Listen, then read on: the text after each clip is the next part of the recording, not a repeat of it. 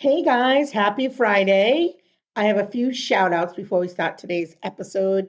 I'd like to say hello to my listeners in Athens, Alabama. I'd like to say hello to those that are listening to us in Melbourne, Victoria, August, Texas. Let's see, where else I want to say? East Lansing, Michigan. I see you every single day popping on in our podcast. Thank you so much. Peekskill, New York. Let's see some new folks here. Philadelphia, Pennsylvania. Baltimore, Maryland. And no matter where you're listening from, you are tuned into the Childcare Directors Chair podcast. I'm your host, Erica Scocchio, and I am so excited you are here today. If you are one of my loyal listeners, you know how much I love you. And if you are a new listener, welcome to our community of amazing ECE leaders. It doesn't matter what title you have. You could be a lead teacher, you could be an assistant teacher, you could be the CEO. This is your place for all things leadership. So today I want to talk about how we talk with adults, right? Because there's a good chance you have mastered the art of guiding children with either patience, play, or precision. But now the game has changed because leading adults, that is a whole different level. Today we're going to dig into what it really takes to go from being a rock star in the classroom to becoming a confident, respected leader in your center. We're going to talk about mindset shifts that you're going to need. Also, how to give feedback that actually helps people grow, right? Because we're really great at giving feedback, but is it something that sparks, excitement for them to learn more, or is it something that makes them feel defeated? We're going to talk about ways to boost morale and how to deal with adult conflict like a professional. This one's especially for those that are maybe not quite in that leadership role, maybe don't have a lot of experience with having to talk to other adults in terms of things that need to be done. So we're going to help you, and this will be your blueprint. Leading children, it's all about structure. It's about nurturing. It's about development and support. And leading adults is about clarity, consistency, and trust. See, kids need direction, but adults need collaboration. Kids, they'll test those boundaries, but adults need clear expectations and consistency. Kids respond to a tone. Adults respond to transparency and trust. So start showing leadership on how you carry yourself and how you speak about the vision. Instead of saying things like, the director wants us to XYZ, which sometimes my staff will say, Erica said, no, you said, use your voice, your authority. So I want you to start saying things like, hey, here's why we're doing this, and here's how it helps our team and our families. I don't want you just to echo the orders of the CEO or the director or those above you. I want you to learn to lead by aligning yourself. And feedback can either, as I said earlier, can either shut someone down or lift them up. And the key is to be intentional.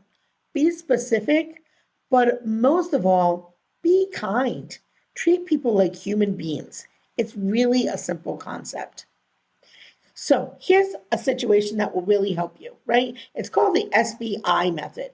Situation, what happened? Behavior, what did the person do? And impact, why does it matter? So write that down. What the situation was, what the behavior was, and what the impact is. So I'm going to give you an example. Yesterday during pickup, I noticed you left the parent questions for your co-teacher, and that impacted how the family perceived your role. So next time, let's make sure you're engaged because that helps build trust. Now, here's a little tech tip. If you use Jackrabbit Kia, use the parent app to track reoccurring feedback trends. You can spot patterns in classroom experiences and then use those notes as concrete coaching examples, backed by real data, not just your opinions. Start keeping your own feedback journal. After each coaching moment, jot down what worked and what you'll try next time. And that's how feedback becomes your leadership superpower. Now, we definitely want to motivate our team without burning them out.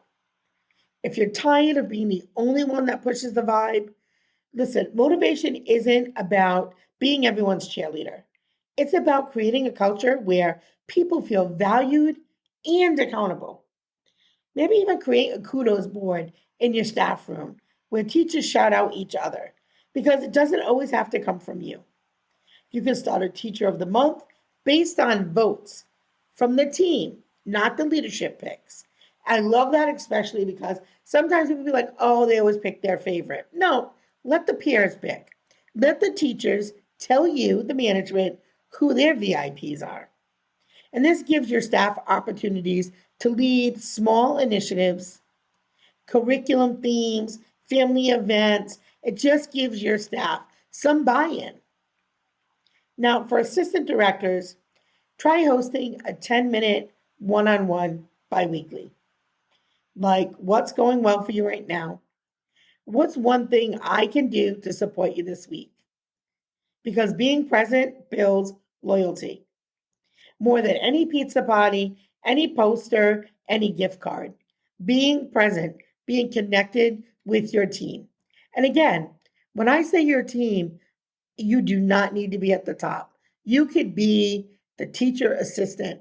It's still your team. Everybody plays a role, and everybody's role is important. And I don't want you to forget that. Because lots of times when you hear people talking about leadership, they're talking about the CEO, the corporate manager, the owner of the school. I'm not talking about those people. Although I love those people, and I am one of them, I am talking about all of us. Every role is important. And I know because I've lived all the roles. The other thing I want to talk about is, how do you handle this conflict like a pro? This is the hardest part about leadership. Let's tell the truth. Because it's where a lot of people either freeze, they fold, or they fumble. You cannot lead through fear, but you also can't ignore tension. So here are a few things to think about.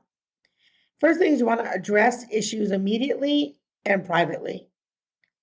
Here's some language that you could use. Maybe, I noticed blank, or I'm wondering if we could talk about blank blank together. Keep the conversation focused on the behavior, not their personality.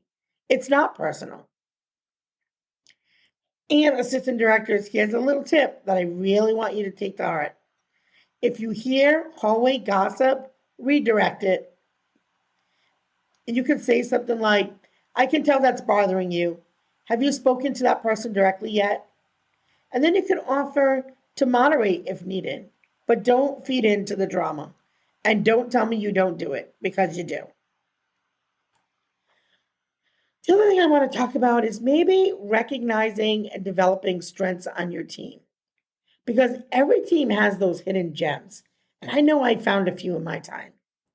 But most are waiting for someone to say, I see that in you. Right? How do you find these gems? What are some ways that you can spot strengths? Well, you can observe how teachers handle transitions, or parent interactions, or how they interact with new staff. And sometimes the staff that you have are not nice to the new staff. They usually size them up within the first week, whether they're going to fit or not. Ask, what part of the day do you look forward to the most? That will give you a lot of insight on teachers' perspectives. It might be circle time, it might be recess, it might be lunch break, it might be when they leave. But you really have to find out, what is their favorite part of the day? And then find out why. Maybe they really enjoy art, or maybe they really enjoy singing, or maybe they really enjoy reading stories. But look for people who go above and beyond in ways that align with your center's values. Now, assistant directors, you could even do mini leadership opportunities for your team, like lead a circle time demo, or plan part of the staff training, or take over a monthly newsletter. Helping others rise is the best way to show that you're ready to rise too. I just had a staff meeting last night with my team over at our early learning center. And during the meeting, just about towards the end, we all went around the circle and said one thing we were really proud of. And everybody had such great things that they were proud of. And I had said, I was proud of me. And I said, not to be boastful, but I was proud of all the leaders I was growing in my program. And it felt really good to watch how far they have come and how far they have allowed me to come to be able to do different things. For example, last week I was in Texas at Born to Teach conference, which I had a great time. This week I'm heading over to Miami and to meet a whole new group of ECE professionals. Never met with this group before. So I'm really excited about it. But I wouldn't have done that 2 years ago. I would have stayed at my center and say, oh, I really can't go. I just came back. But no. And I was proud of the team that I had built that allowed me, because let's face it, I'm talking to your owners right now. You're not able to do all the things you want to do if you don't have a great team. And so I was really proud of that. And so I just wanted to share that with you. And I think, recognizing the potential in people in our center is something I'm really great at, in building people up. And yeah, so I'm sorry I'm rambling because I'm very emotional, because I really do love my team, and I wouldn't be able to do this podcast. I wouldn't be able to travel all over the country. Wouldn't be able to do that without allowing others to step up and allowing others to see their power and use their voice. And so I want you to do that too. I want you to be able to grow leaders within your program. So a final word as we wrap up: being great with kids is your foundation.